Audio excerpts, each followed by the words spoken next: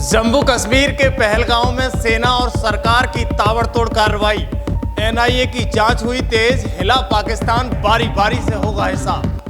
दरअसल एक तरफ पूरे भारत में पाकिस्तान से बदला लेने के लिए जमकर प्रदर्शन हो रहा है, तो दूसरी तरफ भारत के प्रधानमंत्री मोदी, गृह मंत्री अमित शाह लगातार पाकिस्तान की कमर तोड़ने के लिए बड़े बड़े प्लान तैयार कर रहे हैं। दूसरी तरफ आपने देखा कि पीएम मोदी ने बिहार में रैली के दौरान मंच से ऐलान किया था कि इस बार पाकिस्तान के साथ उनके आकाओं और देश के सरपरस्तों को सबक सिखाया जाएगा।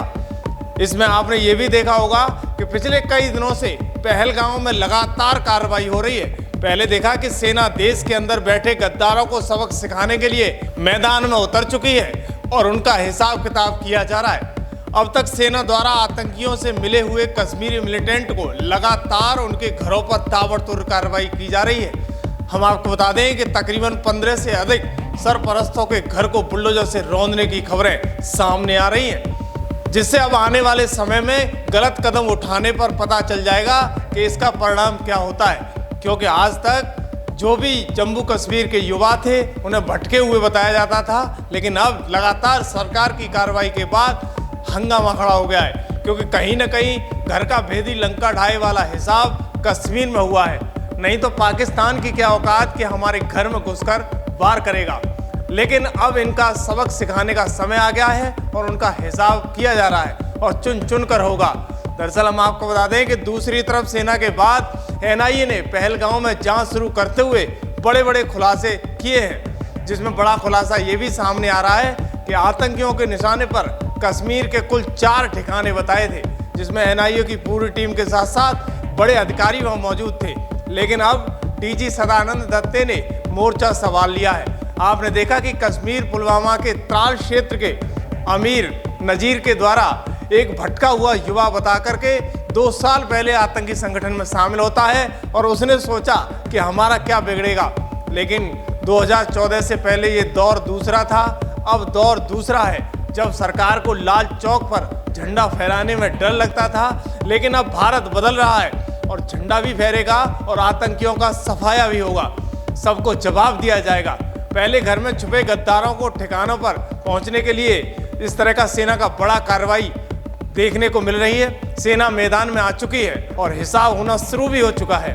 जो भटके हुए मिलिटेंट बताए जाते थे उनके घरों को उड़ा दिया जा रहा है और उन्हें सबक सिखाने का भी काम किया जा रहा है। दरअसल हम आपको बता दें, एनआईए की टीम जांच में जुटी है। सूत्रों के मुताबिक तमाम सारे हथियार मिले हैं, जिनमें से कारतूस के खोखे भी मिले हैं, जिन पर पाकिस्तान के निशान बताए जा रहे हैं। ये भी निकलकर सामने आ रहा है कि जो भी काम करने वाले थे वो 100 से अधिक लोग थे जो आतंकियों की रेकी कर रहे थे, लेकिन इस बड़ी घटना को अंजाम देना चाहते थे। उनके निशाने पर 3-4 ठिकाने थे, लेकिन आखिरी समय पर पहलगांव में लोगों की हत्या करने का पूरा प्लान उन लोगों ने बना लिया था, पूरा खाका तैयार कर लिया था।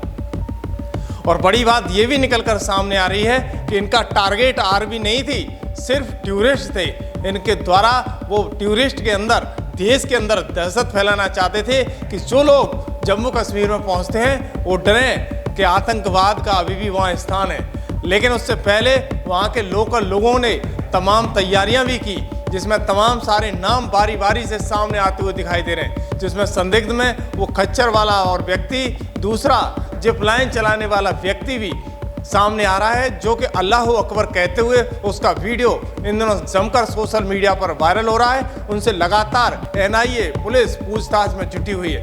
दरअसल हम आपको बता दें, अब सवाल ये है, क्योंकि पाकिस्तान से पहले भारत में उनके मददगारों को मिटाने का समय आ गया है। क्योंकि निर्दोष लोगों की हत्या और चुन चुन कर मारना, धर्म पूछकर मारना, ये कहाँ का न्याय है। सवाल ये भी है कि ये लोग इतनी बड़ी घटना को सिर्फ कुछ समय में अंजाम दे नहीं सकते हैं। ये आतंक कई महीनों से पूरी प्लानिंग में तैयारी की जा रही थी, लेकिन भारत की खुफिया एजेंसी कहाँ थी, ये भी सवाल पैदा होता है, क्योंकि इतनी बड़ी घटना हो गई।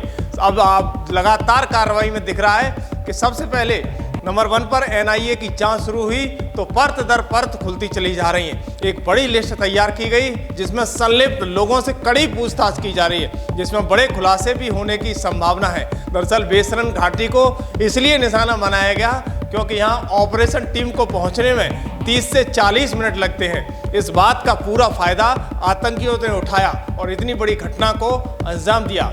वहीं दूसरी बात ये भी समझ में आ रही है कि ये बात क्लियर कट है कि आतंकवादियों के पास पाकिस्तान निर्मित सैटेलाइट फोन थे। इसकी मदद से आतंकवादियों ने इतनी बड़ी घटना को अंजाम दिया। वहीं तीसरी बात यह भी निकलकर सामने आई है कि कुछ लोग 370 हट जाने के बाद आतंक के रास्ते पर चल पड़े थे। वे आर्मी और पुलिस की जांच में बने हुए हैं और लगातार पुलिस उनसे राज खुलवाती हुई नजर आ रही है। बड़ी बात यह भी है कि भारत सरकार ने सिंधु नदी का पानी बंद किया।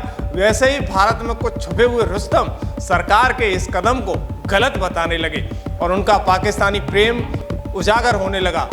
दोस्तों, आपने देखा होगा कि कुछ जगह भारत में जमकर विरोध हुआ, लेकिन कुछ जगह विरोध में पाकिस्तान के झंडे रोड पर चिपका दिए गए तो कट्टरपंथियों को बुरा लगा और वो पाकिस्तान के झंडे को उठाने के लिए इससे वो जमकर ट्रोल होने लगे। उसमें कुछ महिलाएं भी थी।